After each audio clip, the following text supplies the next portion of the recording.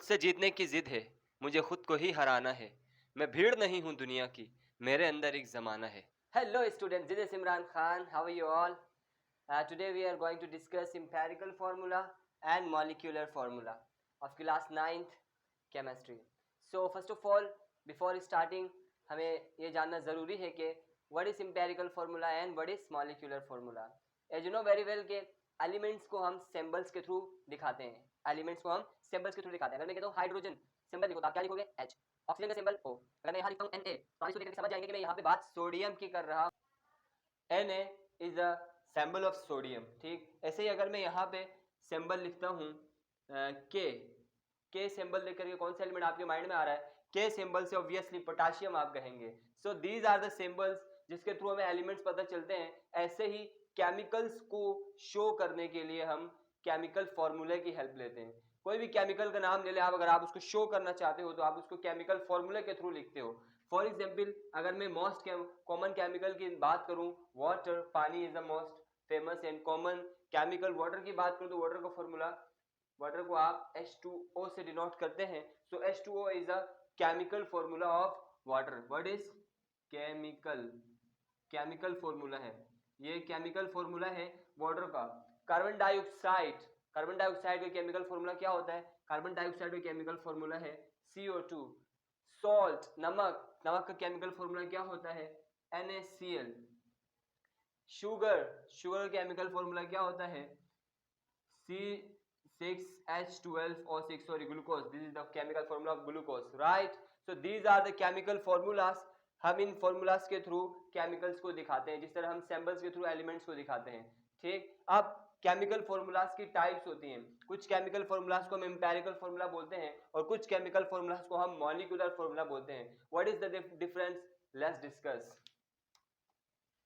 So difference is, अगर मैं यहाँ पे कुछ केमिकल्स लिखता हूँ और मैं आपको कहता हूँ इसके एम्पिरिकल फॉर्मूला से मॉलिक्यूलर फॉर्मूला लिखें तो इंशाल्लाह ताला आप इस वीडियो के बाद इजीली लिख लेंगे।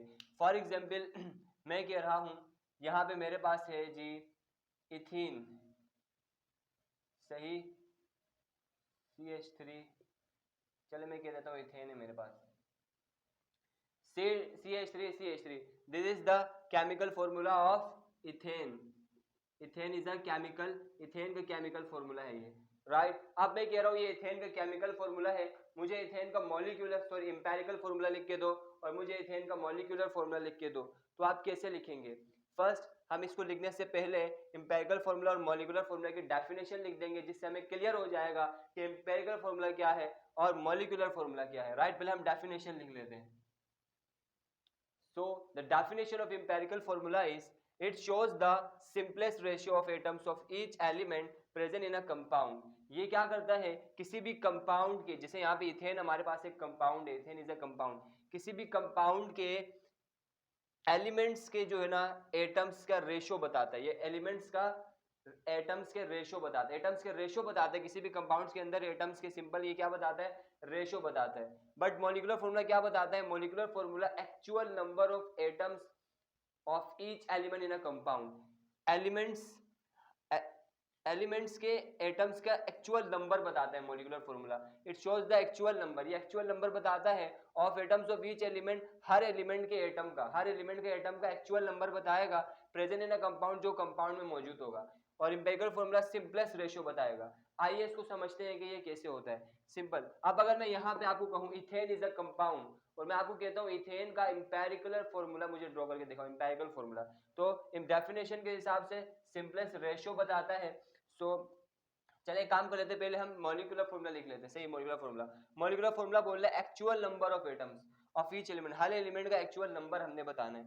सो अब देखते हैं, पहले तो हम ये देख लेते हैं कि एलिमेंट्स कौन कौन से हैं हमारे पास। यहाँ पे एलिमेंट की बात आ रही है, इस कंपाउंड में जो एलिमेंट है वो कार्बन और हाइड्रोजन है, बस कार्बन और हाइड्रोजन एलिमेंट्स हैं। ठीक, तो मैं यहाँ लिखूंगा carbon and hydrogen are the elements. Now actual number of atoms of each element, ये नंबर के एलिमेंट के नंबर्स भी बताएगा। तो कार्बन के कितने नंबर है, यहाँ पे कितनी क्वांटिटी में है carbon, how many carbon are there, 1 2 carbon are there, तो नंबर ऑफ कार्बन होंगे 2, number of atoms of carbon है 2, number of atoms of hydrogen कितने हैं यहाँ पे 3 + 3 6, number of atoms of hydrogen है 6, right. According to definition this is the molecular formula of ethane. This is the molecular formula of ethane. यहाँ पे क्या हो रहा है कि ये एलिमेंट्स के एक्चुअल नंबर बता रहा है कंपाउंड के अंदर के, राइट। ऐसे अगर मैं इसका एम्पेरिकल फॉर्मूला अगर आपको लिखो कहूँ एम्पेरिकल फॉर्मूला, तो हम क्या करेंगे, एम्पेरिकल फॉर्मूला हमें क्या बताता है, रेशो बताता है हर एलिमेंट का। पहली बात, एलिमेंट तो हमारे पास कार्बन और हाइड्रोजन ही है,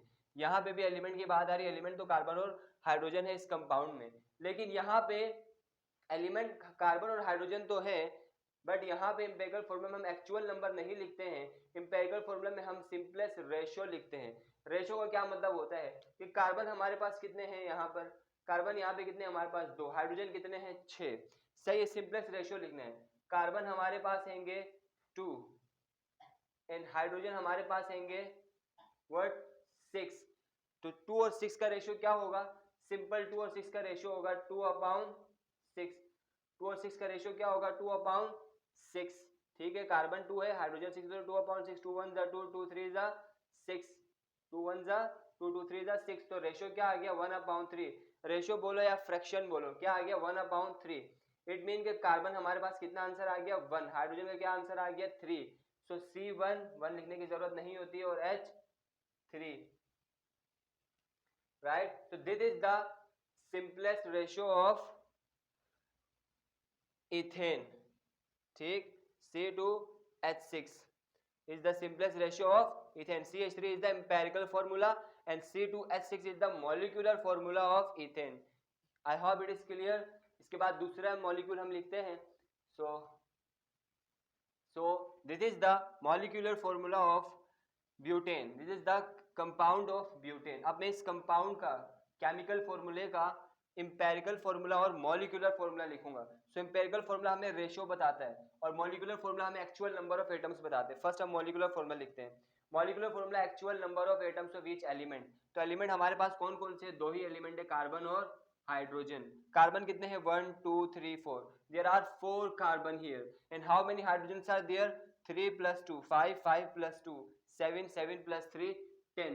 so this is the molecular formula of butane compound, right. अब इसका इंपेरिकल फॉर्मूला लिखते हैं। इंपेरिकल फॉर्मूला के लिए क्या होगा, कार्बन हमारे पास होंगे 4 और हाइड्रोजन है हमारे पास 10, तो सिंपलेस्ट रेशियो बताता है, रेशियो 4:10 का रेशियो क्या आएगा, 2 2 4, 2 5 10, ये दोनों सेम टेबल से डिवाइड होना जरूरी है।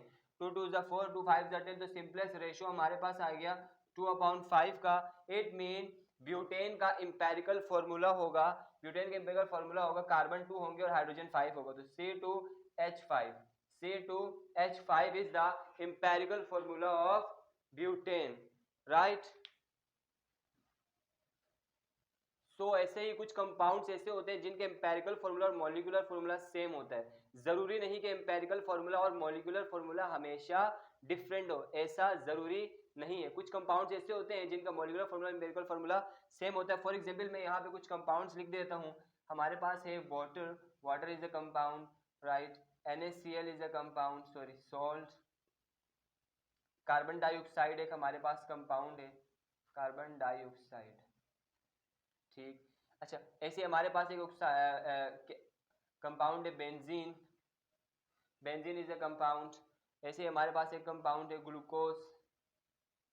तो दीज आर द कंपाउंड्स। अब हम इनके एम्पिरिकल फॉर्मूला और मॉलिक्यूलर फॉर्मूला लिखते हैं। वाटर का जो मॉलिक्यूलर फॉर्मूला है वो H2O है, ठीक, मॉलिक्यूलर फॉर्मूला। और वाटर का एम्पिरिकल फॉर्मूला भी H2O ही होता है, सेम होता है। वाई, रीजन क्या होता है, आप इनको डिवाइड करके देख लो, यही आंसर आएगा।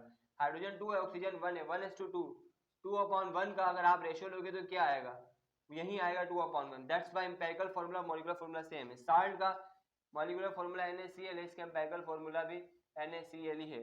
कार्बन डाइऑक्साइड का मॉलिक्यूलर फॉर्मूला CO2 है, एम्पिरिकल फॉर्मूला भी CO2। तो these are the some compound जिनके मॉलिक्यूलर फॉर्मूला और एम्पिरिकल फॉर्मूला क्या है, सेम है। नाउ बेंजीन, बेंजीन का मॉलिक्यूलर फॉर्मूला C6H6 होता है, और जबकि इसके एम्पिरिकल फॉर्मूला क्या होगा आप बताएं, CH होगा। व्हाई, बिकॉज कार्बन भी 6 है, हाइड्रोजन भी 6 है, तो 6 / 6, 6 1 6, 6 1 6, 1 1 आंसर आ गया, तो C1H1, ठीक। ऐसे ग्लूकोज है, ग्लूकोज का मॉलिक्यूलर फॉर्मूला C6H12 और 6 होता है, और इसका एम्पिरिकल फॉर्मूला क्या होता है, CH2O होता है। कैसे होता है, 6 12 एंड 6। अच्छा, इन सबको आप हम किससे डिवाइड कर लेंगे, कौन से ऐसे कॉमन नंबर है, टेबल है जो इन सबको डिवाइड कर लेगा। 6 के टेबल में 6 भी आता है, 12 भी आता है और 6 भी आता है, तो 6 से 6 कैंसिल हो जाएगा। जैसे देखें 12 भी 6 से हो जाएगा, 6 6 1 6 6 1 6 6 1 6 6 2 12 6 1 6 6 1 6 तो 1 2 1 1 2 1 राइट। तो इस तरह हम एम्पिरिकल फार्मूलाज को लिखते हैं। आई होप कि आपको एम्पिरिकल फार्मूला का टॉपिक और मॉलिक्यूलर फार्मूला क्लियर हो गया होगा। नेक्स्ट टॉपिक में हम इंशाल्लाह ताला मॉलिक्यूलर एम्पिरिकल फार्मूला मास और मॉलिक्यूलर मास पढ़ेंगे। सो तब तक के लिए टेक केयर, बाय बाय।